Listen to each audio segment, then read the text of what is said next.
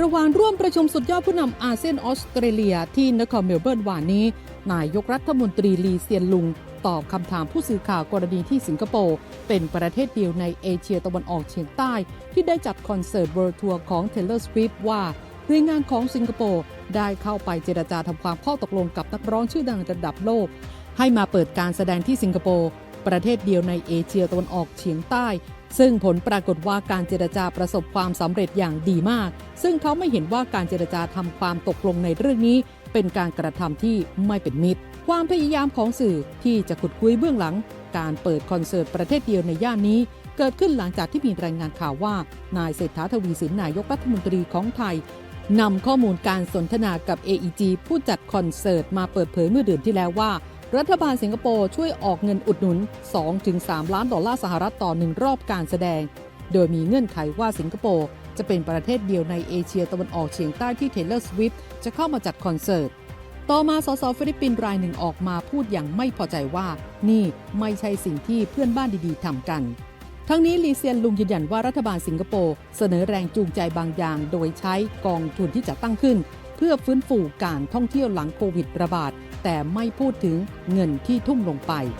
ผู้สื่อข่าวถามว่าเจอกับอาการเขม่นจากผู้นำคนอื่นๆบ้างไหมจากข้อตกลงนี้ผู้นำสิงคโปร์ไม่ได้ตอบตรงๆแต่บอกว่าบางครั้งประเทศหนึ่งที่ทำข้อตกลงได้บางทีก็เป็นอีกประเทศหนึ่งที่ดีลได้ตนไม่ได้บอกแบบชัดเจนว่าคุณจะมาที่นี่ได้ด้วยเงื่อนไขว่าคุณจะไม่ไปที่อื่นซึ่ง The Guardian รายงานว่าผู้สื่อข่าวถามคำถามนี้โดยใช้คำว่า bad blood ที่หมายถึงความรู้สึกไม่เป็นมิตรความรู้สึกไม่ดีและคำนี้เป็นชื่อเพลงของ Taylor Swift ด้วย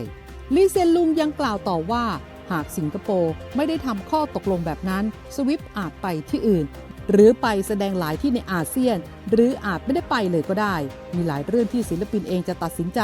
ขณะเดียวกันคาดว่าออสเตรเลียก็น่าจะเจรจาทำความตกลงแบบมีเหตุมีผลและยอมรับได้ทั้งสองฝ่ายเช่นกันก่อนไปเปิดการแสดงในซิดนีย์และเมลเบิร์นเมื่อเดือนที่แล้วก่อนบินไปสิงคโปร์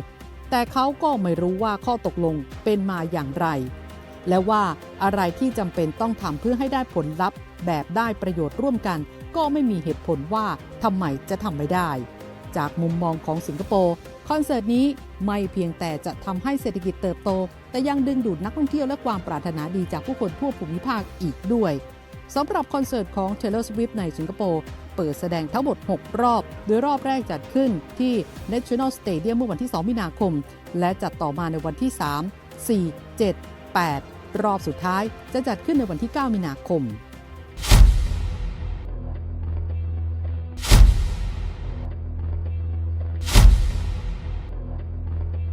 ต่อประเด็นนี้ทำให้สุทธิชัยหยุ่นสื่ออาวุโสทวิตข้อความบน Twitter ว่านายกสิงคโปร์ตอบประเด็น Taylor Swift ที่ออสเตรเลียนายกไทยก็อยู่ที่นั่นประชุมอาเซียนออสเตรเลียนัดคุยเคลียร์ใจกันหรือยังทำให้นายแพทย์ชัยวัชรงค์โฆษกประจำสำนักนายกรัฐมนตรีได้เข้าไปทวิตตอบกลับว่าอยากถามคุณสุทธิชัยทำไมต้องเคลียร์ใจกันในเมื่อนายกทั้งสองท่านไม่ได้มีอะไรที่ผิดใจกันเลยที่นายกลีเซียนลุงพูดออกมาก็สอดคล้องต้องกันกับความเห็นของนายกเศรษฐาทุกประการคุณสุทธิชัยควรจะไปถามกลุ่มคนที่บิดเบือนความหมายคำพูดของนายกนิดมากกว่าว่าพวกคุณขยันบิดเบือนกันจนอาจจะก่อให้เกิดความเข้าใจผิดกันระหว่างผู้นำทั้งสองประเทศเมื่อไรพวกคุณจะเคลียร์ใจกับคนที่พวกคุณกล่าวหาอย่างไม่เป็นธรรมและน่าละอายสักทีก่อนหน้านี้เองหมอชัยได้โพสต์ข้อความผ่านทวิตเตอร์ว่า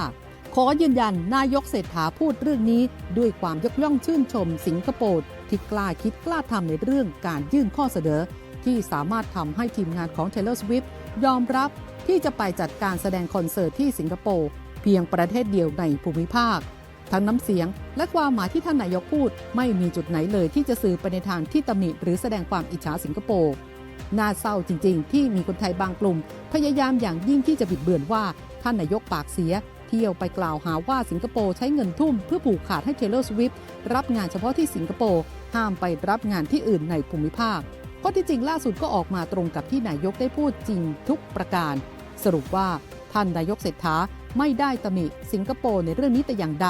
แต่ก็มีคนที่จะต้องจับผิดและด้อยค่าท่านนายกอยู่ตลอดเวลาเท่านั้น หยิบเอาความหมายของนายกไปบิดเบือนทึกทักเอาเอง ถามจริงๆเถอะว่าพวกท่านไม่รู้สึกละอายใจกันบ้างหรือที่พยายามปั้นเรื่องใส่ร้ายผู้นำประเทศโดยไม่คำนึงถึงผลกระทบที่อาจจะก่อให้เกิดความรู้สึกหมางใจกันของประชาชนทั้งสองประเทศได้เช่นนี้